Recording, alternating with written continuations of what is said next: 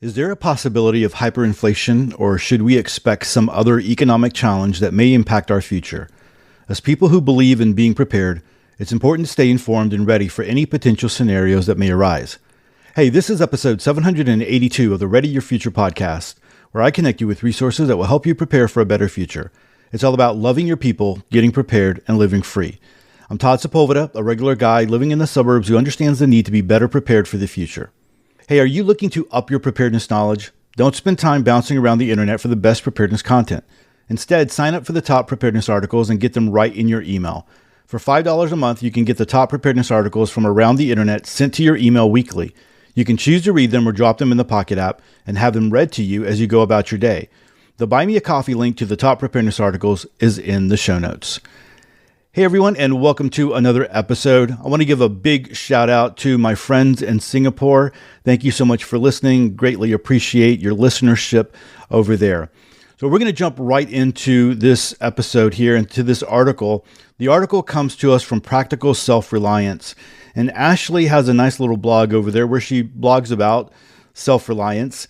But this article was written by her husband. And so I wanted to talk a little bit about this, about hyperinflation. We always hear about like the Weimar Republic. We hear about when things even as recently as Venezuela, Argentina, and Greece, and some things like that, or places like that. And so I wanted to talk a little bit about hyperinflation because this is a topic that always kind of comes up. But at the end, I'm going to shift. So hang tight to the end, and we'll see where Ashley's husband, Jack, kind of winds up on this article and his ideas here. And then I want to shift, like I said, towards the end and talk about something that I think would be very beneficial to us if the economy starts to or continues to poop out. Let me just say that. So again, coming to us from practicalselfreliance.com, the article is entitled How to Prepare for Hyperinflation. So let's go ahead and get started. Inflation is never welcome, as we in the United States have learned with our recent bout of ever-increasing prices. After decades where the inflation rate seldom exceeds 2% year over year, seeing prices go up by 10% or more was a most unwelcome surprise for all of us. But those increases are nothing compared to hyperinflation, which is generally defined as inflation of 50% or more on a month-to-month basis. That means situations where the real buying power of the currency drops by half in just 1 month. Worse, once hyperinflation starts, it is very difficult to stop. After all, if you had just seen the value of your hard-earned money drop by half in a month, what would be your natural reaction? Probably to spend every dollar that you can spare on just about anything that might retain value. And everyone else having the same reaction will cause the market to become flooded with yet more currency, increasing prices further. And within months, you are recreating the picture from Zimbabwe and Weimar Germany of people pushing around wheelbarrows of formerly valuable currency just to buy a loaf of bread. Hyperinflation has occurred in many countries in the last 100 years, including in Germany, Hungary, Argentina, Brazil, Turkey, and Venezuela. In most cases, it took years for the hyperinflation to stop and then many years more for their economies to recover. So how could this happen, and what, if anything, should you do to prepare for it? So the exact circumstances leading up to hyperinflation are always a bit different, but in the end, there's always a single root cause. A government encounters some crisis, like a war or economic crisis. In response, it prints large amounts of money to cover the cost. The increase in the money supply and doubts about the future stability of the currency cause citizens to exchange their inflating currency with hard goods while they can. Simple supply and demand result in prices increasing even further, and in response, the government prints even more money, attempting to spend its way out of the situation. Prices start increasing exponentially, and eventually anyone who held the currency is wiped out. So having debt when the economy is experiencing high inflation can be either disastrous or fairly good news. For variable rate debts, such as adjustable rate mortgages or ARMs or credit cards, the rates will tend to increase over time to keep up with the inflating currency, making payments even more burdensome. In contrast, if you have loans that are both low rate and non-adjustable, high inflation is literally free money as inflation eats away at the real value of the loan. For most people, the only such available loan is a mortgage. Anyone in the U.S. who took out a 2.5 fixed 30-year mortgage in 2021, just before inflation hit highs not seen in 40 years, is doing very well for themselves. I just want to comment a little bit here. Back when we had Winter Storm Uri, and we saw all those crazy, the grid in Texas was going down and all that kind of stuff. Here in Texas, because we have like an open market and you can shop around for rates, I guess, for electrical rates. One of the things that happened was those who had those variable rates in their electricity saw bills like $10,000 a month, right? Because the price of electricity at that time was so expensive that's what it was going for. Although it was just really like a week that everything went down. And those that have the fixed rate, like you saw no difference. And that's why at least here in Texas where we are, I know that other parts of the country, they don't have that open market. I always try to find a fixed rate and try to lock it in as much, as long as possible. But I was reading, and then going into this low rate non-adjustable, I was reading on a forum, it might have been Reddit, where someone was talking about, man, I just got in under the, before prices started going up on their homes, because people were talking about rent and moving out and buying houses and different things like that. And this one guy was like, man, I just hit it just right, timed it just right before everything was going up. So yeah, it's getting a lot harder to buy a home nowadays and deal with, with the interest rates right now.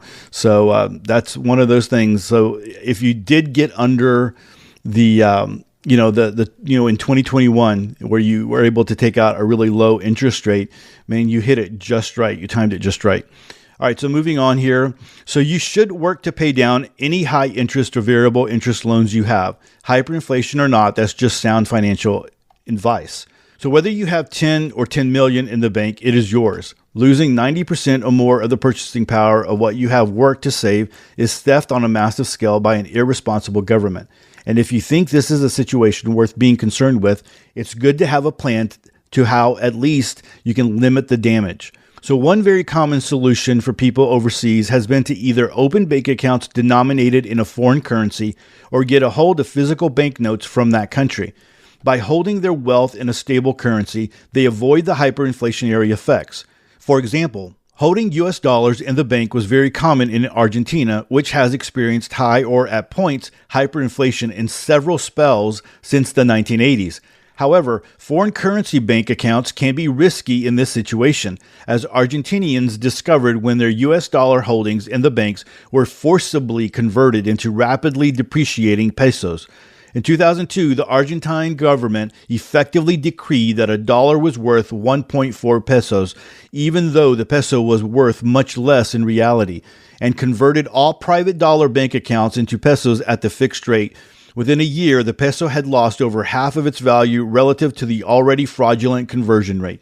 Guys, that's one reason why you always hear, keep your money out of the banks, or at least, keep some cash on hand. So physical banknotes are light, easily transported, and safe from confiscation by government ruling, but they are also easily stolen by thieves, so you'll need good ways to secure or hide them. And that's the flip side of keeping cash on hand, right? So for people in many countries, holding US dollars is the canonical store of wealth. It is estimated that over 80% of all $100 bills in existence are stored overseas, mostly by people in unstable countries who want to preserve their buying power. For those of us in the United States, this is both good and bad news.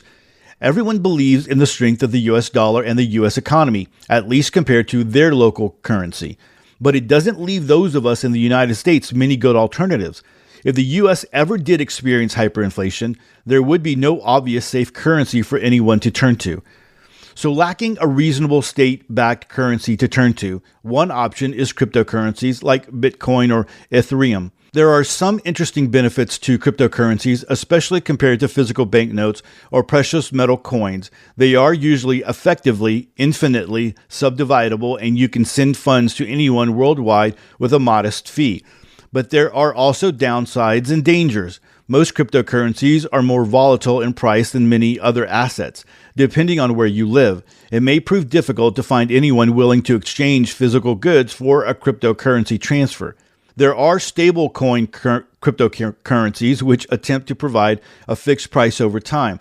But unfortunately, this price is usually denominated in dollars, which does not help much in a hyperinflationary scenario. Cryptocurrency holdings are also fragile. If you lose the cryptographic key, which is associated with your funds, they are gone forever, no do-overs. And storing your cryptocurrency on an exchange like Coinbase or FTX leaves it vulnerable to exchange failures or seizure by a desperate government. Several cryptocurrency exchanges, including FTX and MTGOX, have collapsed due to incompetence or outright fraud. Unlike a traditional bank, when this happens, there's little recourse and many people have lost large sums of money. Probably the safest way to store cryptocurrency in the long term is to save the keys to a pair of secure hardware devices and then store them in two different protected and hidden locations. Storing cryptocurrency properly, especially for the long term, is a complicated topic, and you should do careful research before storing large sums in these systems. So let's jump to precious metals. So precious metals, especially silver and gold, are the classic safe haven when high inflation rears. But it is not so clear that either is particularly effective at preserving wealth in ordinary inflationary environments. Between January 2010 and today, the United States has, according to the Bureau of Labor Statistics, experienced inflation of 38%. During that same period, the price of silver, denominated in dollars, is basically unchanged, and the price of gold is up perhaps 30%. So holding metal certainly does not seem like a great way to get rich. That said, if you expect a hyperinflationary collapse, precious metals would preserve at least some of your wealth. In addition to silver and gold, a stockpile of lead and steel, and that's in quotation marks for those of you who understand that, is always a welcome trade good. So what do you buy before hyperinflation? If you're seriously concerned about hyperinflation, storing wealth in terms of durable goods is often a better option than currency, even hard metal currency. So first up is land. Land is the classic hedge against monetary inflation. As Mark Twain observed, they aren't making any more of it. This goes double if your land can actually produce income. If you can sell vegetables you grew in your garden, eggs from your chickens, or firewood from your woodlot, then you have a little help in keeping your head above water in a hyperinflationary economy. Next up would be tools and industrial equipment. Tools, like anything from a 3D printer to a freeze dryer to a bulldozer, are relatively good stores of economic value. Like good land, tools can be used to produce income in the future. For example, if you have a freeze dryer, you can make and sell freeze-dried food or trade it for other goods you need. Knowing how to preserve food, be it by canning, salting, or freezing, drying, also inadvertently gives you access to food. If someone grew a bumper crop of food, you could offer to preserve it for them for a fraction of the crop. That's where having the tools, equipment, and know-how ahead of time really pays off in hyperinflation scenarios. As with anything, there are downsides. Tools useful for income generation are typically large and heavy, so you can only store so many of them, and if you want to sell one, moving it might prove tricky. But if you think you would be able to use some tool in your day-to-day life and or for income generating purposes later on, it's worth consideration. Next up is the quote-unquote lead and steel, right? As mentioned above, a stockpile of lead and steel is actually a better trade good than gold in most circumstances. Beyond their value as trade goods, those types of metals are also handy given the other consequences of hyperinflation, namely civil unrest and disorder. Then one of the other things you need to consider is skills. So last but not least, invest in yourself now by learning useful skills. Unlike a depreciating currency locked up in a failing bank, the skills you learn and maintain are yours forever. If you can bake bread, care for a child, forage for mushrooms, can food, build a simple website, fish, and fix a leaking sink, you will always have some way to make ends meet. Beyond simply storing and preserving wealth during hyperinflation, there are other considerations. If hyperinflation happens, it'll also naturally impact other parts of society. Hyperinflation disrupts the normal course of international trade because the exporting nations will have little interest in taking payments in a worthless currency, especially for the United States, which is heavily reliant on imports for many basic products. Life would be quite different. Think of the supply chain disruptions we saw in 2020 and make them 10 times worse. So acquire and maintain a stock of non-perishable food along with basic items for life, health, and happiness. These are useful in emergencies of all kind. Hyperinflation is not an individual experience. When it happens, the entire nation suffers. There will be discontent and some people will grow desperate. Have some means of self-defense, know your neighbors, and keep yourself healthy. So is hyperinflation likely in the United States? Thankfully, it really is not. For a variety of reasons, the US dollar is considered a safe haven both by foreign governments and many people overseas who are happy to hold dollars as part of their portfolio. Don't panic, but also remember the prepper paradox: being on time is too late. By the time hyperinflation appears in a local newspaper headline, prices will have already spiraled far out of control. Be vigilant, have a plan, and be ready to execute if the circumstances call for it. So like I said, we would get to the end where we see Jack's opinion of hyperinflation. I think if we were ever going to see hyperinflation in the United States, it would be like towards the end, right? Because of this, because everybody looks at the US as a very stable currency. That doesn't mean that it's possible that it couldn't happen. So like I said, I kind of agree with Jack. I think that we're not going to see hyperinflation anytime soon, or at least if we do see it, it's at the end, right? If that ever truly was to happen. What I think is going to happen is something that we've been talking about for a long, long time. It's that slow decline down where you know it's happening, right? I think we know it's happening. We accept it and we just live with it. So I think everyone is kind of there. And if you're not, I mean, maybe your eyes aren't open and maybe you're not feeling it like a lot of other people. But the example is that everything is costing more now, right? I mean, you can go to the grocery store, you can buy just a few bags of groceries and you're at $100 very, very easily. And that's if you're trying to buy decent food, right? Or not even if you're trying to buy decent food. You just, it's really easy to get to $100 just like that. We have smaller packages now. And we've all talked about that, where you go to the store, it's maybe it costs the same, but the packages are smaller. There's a difference in the package, and it's a slight difference. Maybe they're not putting as much in there, but maybe it's just a little bit smaller. They're saving all the way around. And we just learn to do with that. We just accept it, right? So if we go to the grocery store and there's something that is more expensive or the package is smaller and it's the same price, we just accept it and we just buy it. I mean, how many times have you might have at first said, you know what, I'm not going to do that. I'm not going to buy that. Maybe I'll look for an alternative. And then you buy like the generic version and your family's like, no, this sucks. Right. And so you wind up you go back, you're like, I'm just going to pay for, the thing that's more expensive or, that is the same, but it's smaller packages. You just learn to deal with it. And so we just learn to do with it, or we learn to do without, and just wind up paying for it, or go somewhere else with it.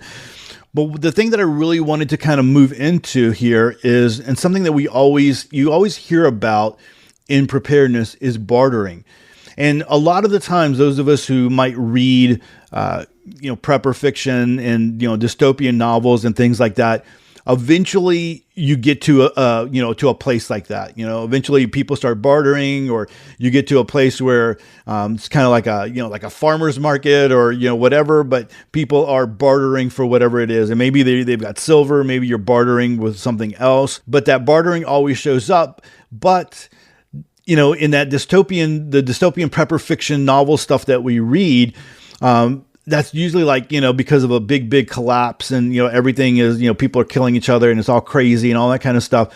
But I always go back to what I saw. I saw a documentary on Argentina when it first went through its hyperinflation, and it opened up this big, and I know I've talked about it before in the past, but and I wrote an article on it and kind of tagged the video years ago on Prepper website. I wrote it many years ago, but it was very insightful because people naturally went to this bartering situation. And so bartering clubs actually. And in this one situation, it was like this big, market, and people would go and barter, but they even created their own monetary system. So it's like, okay, you had your own dollars that you would, and I don't know how that would work exactly. They didn't go into a lot of that, but I would, it somehow had to be to where it couldn't be ripped off or whatever. But that was one of those things. Eventually, it's like, just like we need, when we talk about metals and stuff like that, we talk about 1 ounce coins and we talk about 5 ounce bars and all those different kinds of things. And then people will talk about junk silver. And they say, if you had junk silver, well, then you had quarters and dimes. And so it's so much easier to kind of make change. And you have that ability to do that versus if you had a whole handful of, American silver eagles. And so that's kind of the same thing that they dealt with. It's like, okay, I want to barter this and you have that, but it really doesn't equal out.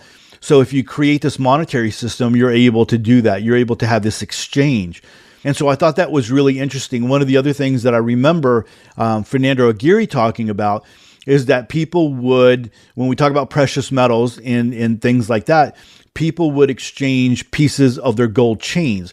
So, you wear a gold chain or you have some jewelry and people would say, okay, give me an inch of that necklace. And so right then and there, they would cut a piece off and that's what they would use in exchange for food or whatever it might have been. And I know that I've interviewed Fernando on that, and we talked about that, on other podcast episodes, and I'll link to a couple of those. And if you're interested in listening to those, but bartering can be a great way to trade goods and services without using money and without going that route. So when it comes to bartering, the skills that are most valuable and not only just the skills, but the items that you have are really, it's going to be dependent on what other people need and what you're able to offer. And that's what's going to be really important there. Yeah, I know a lot of the times people talk about, hey, stock up on cigarettes because people are going to want nicotine, and stock up on alcohol because people are going to want that. But, think about other items too. Go back to 2020, go back to where we were then to think about what was important and what you truly, needed. And maybe not even just needed, maybe what you desired. Because at some point, even Selko talks about this when he talks about, the Bosnian War and he talks about all of that. It's like there was times where you just craved a little bit of the old life. And so that you would trade or you would barter to get, presents or to bring something in, if someone was doing that on the black market, to be able to have a little piece of what you used to know, what was, life back in the day. And so you also have that aspect of it as well. So let's talk a little bit about bartering and maybe not just the items to barter, because you always have those kinds of lists where hey, barter this, this, and this. And really, I don't put so much stock into that, because I think that is going to change depending on who you talk to and what the needs are. But I really want to talk about skills, because like the article said, like Jack said in the article, skills is something that when you learn them, you can't have them taken away from you. And you can always use them no matter what, whether you have the materials to do whatever it is that you're being asked to, or if you're just offering the labor and the know-how part of that, and you're bartering that, and they have the items, right? And so you have those skills that are available. So let's talk a little bit about that. One skill that I think would be highly valuable is just regular handyman skills. So if you're skilled at fixing things or doing home repairs, this skill can be valuable to someone who needs help with their home or their car. So think about, even if you were in this collapse scenario, you were in a scenario where, money just wasn't around.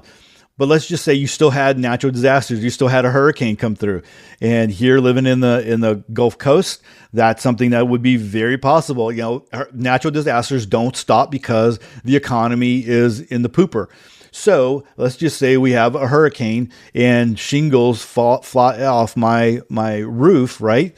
And I need someone to repair that because I don't want water to get in mold and all that kind of stuff. So finding someone who knows how to fix roofs, knows how to, maybe they have the supply, maybe they can, scavenge for some of the supplies that are around. Maybe I can find the ones that flew off my house or whatever, and they're able to repair that. How valuable would that be that you would need that? Or let's just say, you have a broken pipe or whatever, and you're able to barter with someone to be able to fix your pipe so that you have running water in the home. So handyman skill, or a broken window, and I mean, you can always put a board up. You can always kind of do that kind of stuff. But what if, you had somebody that could replace that and they had an extra window, or they could do something along those lines? Another skill that would be very valuable is cooking and baking. So if you love to cook or you love to bake, you could offer meals or bake goods in exchange for goods and services. So I always go back. One of the most interesting things that I remember when we were in our lockdowns and everything was going to the grocery store and noticing that, like, the biscuits and the cookies, like, that come in the tubes, that those were always gone. I mean, they were like always gone. You couldn't get those. And it's like people like wanted that, and they were making it at home. So like they would get it and buy it up. And so I thought that was really interesting. And also one of the other things I remember, like during the Hurricane Harvey, as soon as the grocery stores started opening up, one of the things that was like completely wiped out was chips. I thought that was interesting. Chips and eggs. And we've seen all the eggs, all that kind of stuff recently, right? With the prices that have gone through the roof. But imagine like, your kid, has a birthday party, and you want a nice cake. Normally you would go and you'd get that at Sam's, Costco, you go to the grocery store, you go to a bakery, and that kind of stuff is just way out of range. But if you knew someone who could bake a cake and they had the supplies to do it, what would you barter for that for your kid's birthday? And you might not be able to do the big birthday party like they normally would have had, but a cake is just, it's very, I mean, every birthday has a cake, right? Has some kind of thing like that, cake or a pie or something along those lines, especially if you're talking about kids. And so how valuable would that be? Or just baking bread, being able to make loaves of bread and being able to, trade that out for whatever it might be. So how great would that be if you have cooking skills? And it's not really hard. And I would say cooking, like right now, you can get on YouTube and you can learn so much.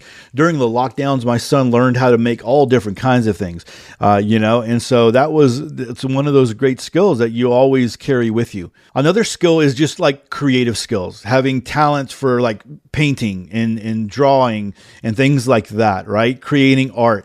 And you might have those, that would be one of the more frivolous things, right, that you could do. But in talking about creative skills, I have bartered before, even when the economy wasn't in the pooper. I've bartered website, before, like, hey, you do this for me and I will create a website for you. And I've done that before, actually several times. And so you can have those creative skills to be able to barter things out.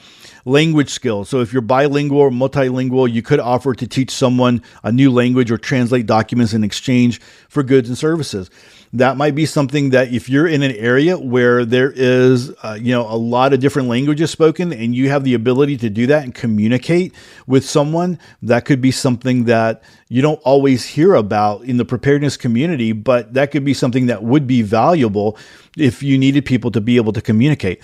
Let's say you had someone who spoke Spanish and they needed to be able to communicate with people, and they offered handyman skills, right? So they could come in and fix your roof, they could fix your fence, they could do all different kinds of things, but they couldn't communicate with someone who spoke English. But you could work as that intermediary with the language skills, and you would get some benefit of that. Technology skills.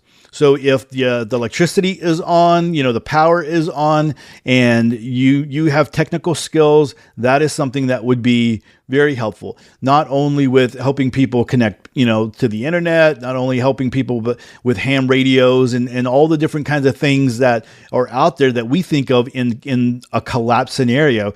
But just technology as far as maybe fixing things that might be on a circuit board or, fixing a plug or those different kinds of things. Then you have teaching and tutoring skills. Now, if we were in a complete collapse scenario, that stuff would kind of go by the wayside for a little while, but eventually that would come back to play.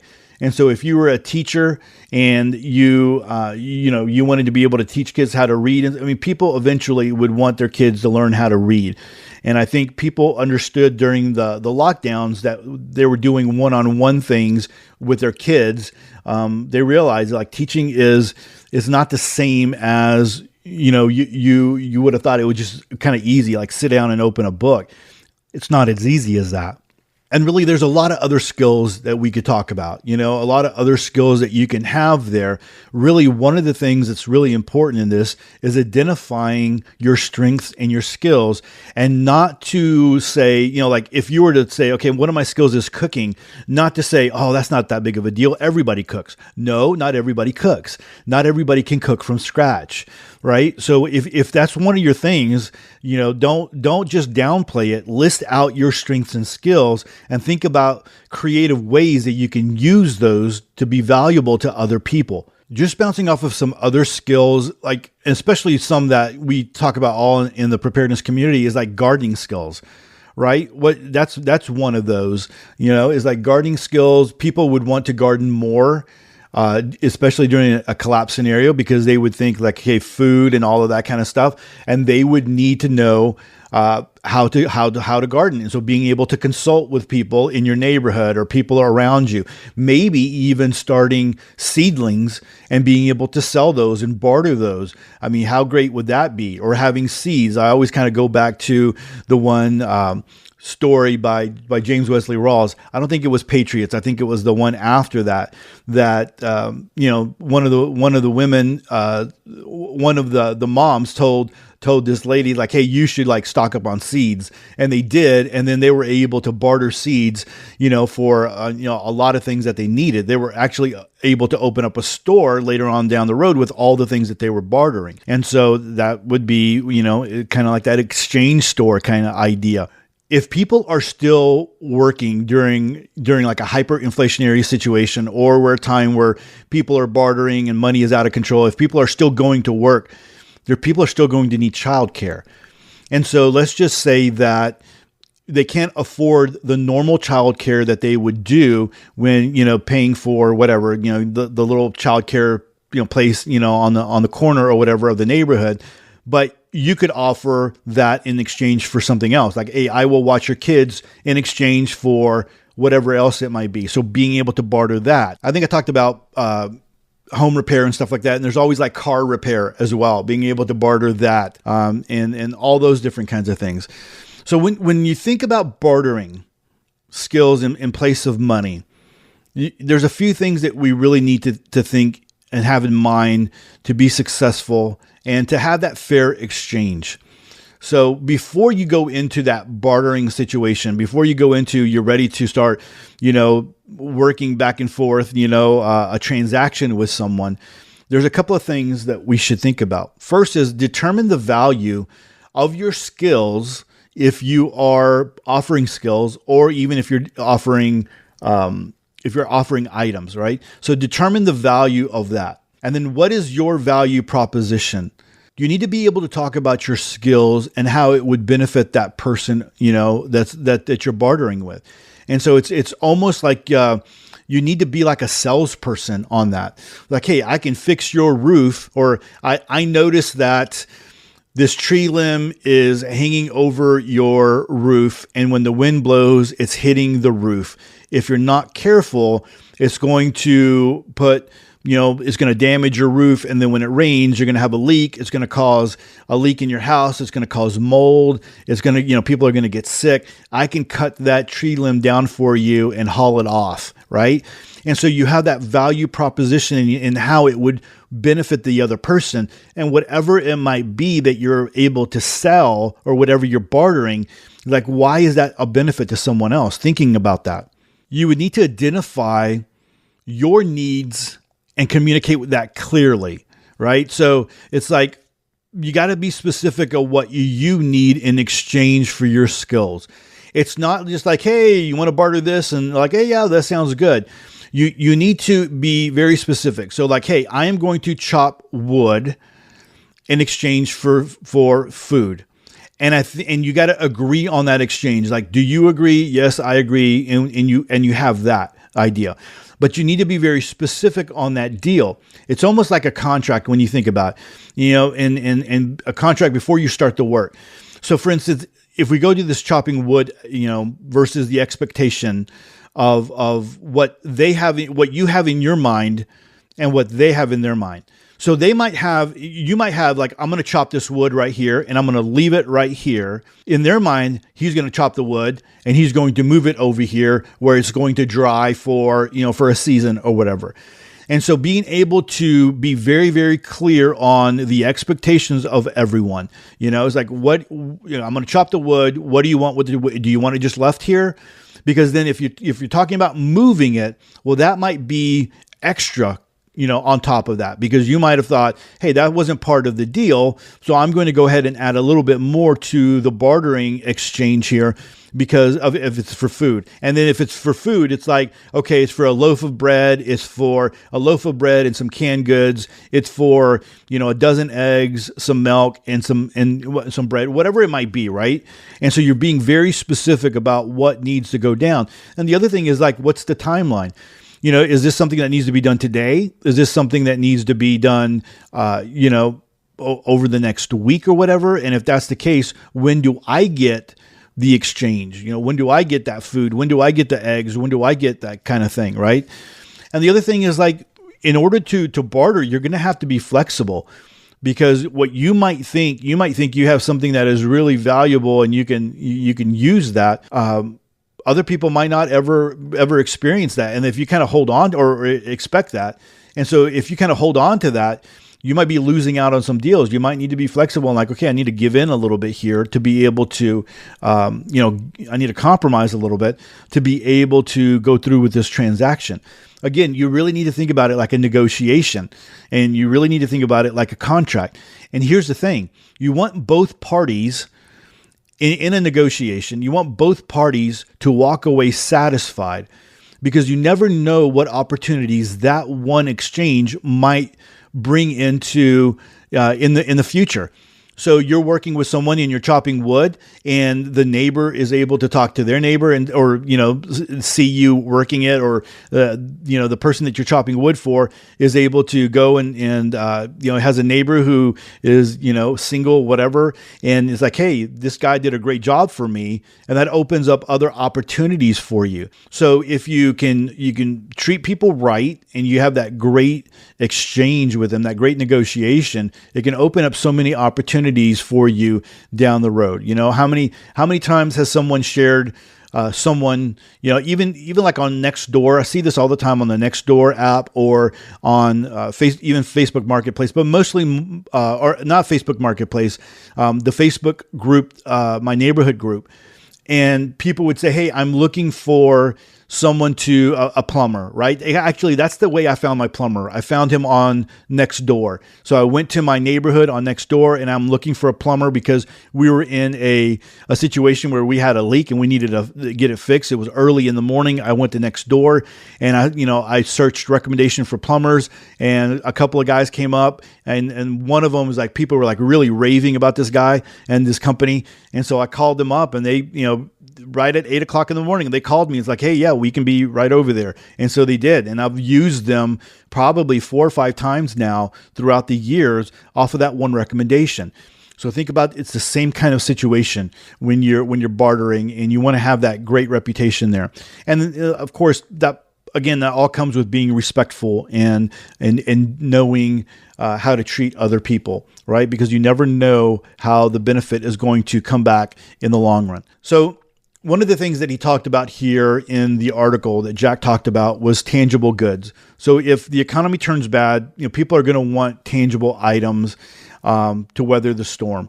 And so some of the things, and this is not an exhaustive list. There are plenty of lists on the internet, and I'm not really going off of those. I'm not planning on reading those. Like 100 things to barter or whatever. You can find all those. Again, it's going to be dependent on where you are, who you are, what you need, and your situation. And so don't go off of one of those lists. I remember back in the day when I was starting Prepper website and I had the Facebook page or group or whatever, and someone's like, I bought a whole pallet of Bic lighters, right? I'm like, come on. What do you mean? How are you to barter, right? That was the thing. I'm to barter. And so maybe they read one of Selko's articles, how he filled up propane. He used propane to fill up, lighters and stuff like that. That was kind of like the make do. But I just, that to me, that's like a bad buy. That's not something that you would need because there's so many different ways to make fire. And, Selko's situation was different. They were in a city. There was only certain things that they could burn, over the course of a year. They were burning furniture. They were burning all different kinds of things. They've used up all the wood. But if the United States was to go into something like that, there's plenty of ways to make fire. And I don't know, to me, that was just not a smart buy. But some of the things that people would want, definitely, non-perishable food and water. A lot of people would say, you don't want to barter that because you're going to want that for your family. But if you have a way to create that, maybe you have a way to forage, maybe you're a great gardener and you're able to produce fruit and vegetables more than you can, then that might be something that you want to do. If you have a lot of chickens, you have some rabbits, you have, some goats, some milk, and you're able to do that. Going back to Mick Rowland's, book, right, of the dairy cows and stuff like that, and what you can do with that, and how people were, you work it and you get your share of it and all that kind of stuff. So non-perishable food and water, definitely that's something that people would want.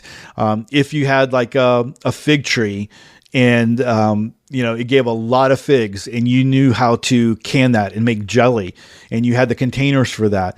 I mean, that would be valuable to be able to switch that out. So someone would have something sweet to put on maybe the bread that they made. So that's something to think about. People are always going to want medical supplies. When it was very heartbreaking when you read about Venezuela and you read articles and doctors and nurses were quoted and people were in the hospital and they had no medicine whatsoever other than ibuprofen to give people that were in pain. That was it, right? Ibuprofen. And so, it's one of those things that, you run into that even in modern day life where, you run out of medical supplies. So people would want some medical supplies. What if someone, was constipated or someone was, had an infection and you had some antibiotics, even if there were older antibiotics, what would someone trade for that for their kid to have, antibiotics for an infection? Always you hear about fuel and heating sources. Right? That's something that you hear about, you want to cook and how would it, easy ways to cook and things like that. Tools and equipment. So that could include hammers, saws, wrenches, other basic tools. I think one of those things is if you have like a solar power setup and you have so many people that have power tools, the electrical, the battery operated power tools. If you could offer that, like, hey, I will charge your battery, I think that would be beneficial for people. So anyway, having tools and equipment and things that you could do that, or even, people had a tablet and it's like, hey, I love reading and there's not a lot to do but reading, but I can't, I don't have any power. So let me, will you charge up my tablet and then I will, exchange this or whatever. Cash and precious metals, precious metals, I think is very valuable in something like this. Having I already mentioned the junk silver and having it like in dimes and quarters and things like that. Even you can buy even fractional ounces of silver coins and gold coins and things like that. Think about back in the lockdown. So normally this wouldn't come up. But think about the protective gear that everybody was looking for back then. I remember buying nitro gloves, right? I had those. I had plenty of those gloves starting out. And then as we were going on, I'm like, okay, man, I got to, buy some more. And they're so expensive. Right now, it's like triple the amount that they were before anything happened with the pandemic. And it's like, oh my gosh, it's like, I want to resupply, but look at that. And the same thing is like, you just wind up eating it and you buying it. And so you have to go ahead and do that. But think about how people were looking for masks, and, the government was like, hey, give your mask to the hospitals so that they can use it and all that kind of stuff. And so think about how valuable that might be if there was a pandemic or something along those lines, if you had that, or just how valuable it would be for your family. And then the basic household things, like the hygiene stuff. We've talked about that way, so many times in the past, about stocking up with hygiene items. And that was one of the things that, and I know that I talked about this before, sometimes I feel like a broken record, but when things were going down, when the lockdowns were right before the lockdowns, I'd been paying attention to it. I was talking to my church about it and letting them know, hey, you got to get some supplies just in case this thing goes sideways. And then right before we left on spring break, I pulled in my team. And back then I wasn't the director yet. So I asked permission, and I asked my supervisor, I'm like, can I talk to the team about this? I just feel like I need to. And we pulled them all in. And I said, hey, look, you're going on spring break. And, while you're on spring break, it might be smart for you to stock up on some food and some hygiene items. Worst case scenario is you don't have to go to the store and be around people if you're locked down for a while, and you're good and you're healthy. Best case scenario, right, is you're good and you're stocked up. Worst case scenario is you have extra hygiene items and extra food, and you don't have to go to the grocery store for a little while anyway, right? So it's kind of like a win-win either way. You're not spending a lot of money on stuff that you're not going to use eventually down the line. And it's so many people, after things were locked down, so many people were like, Todd, thank you so much. Thank you so much for telling me that. I talked about the toilet paper, and it's always kind of like a joking thing. But they're like, thank you so much for that. I appreciate that. And I told my team, there was a couple of people that I worked with in the past. I still had their phone numbers in my phone, and I texted them. I'm like, just copy pasted. And they're like, hey, thanks so much for this. And they were even texting me later on down the road. Thank you so much for letting me know that and letting me know that this was something that was coming down. I had no clue about this or didn't even think about stuff like that. So think about those things that you wanted back then. And again, you never know what would be important for people in that kind of a situation. So bartering, the thing is that you can do bartering right now.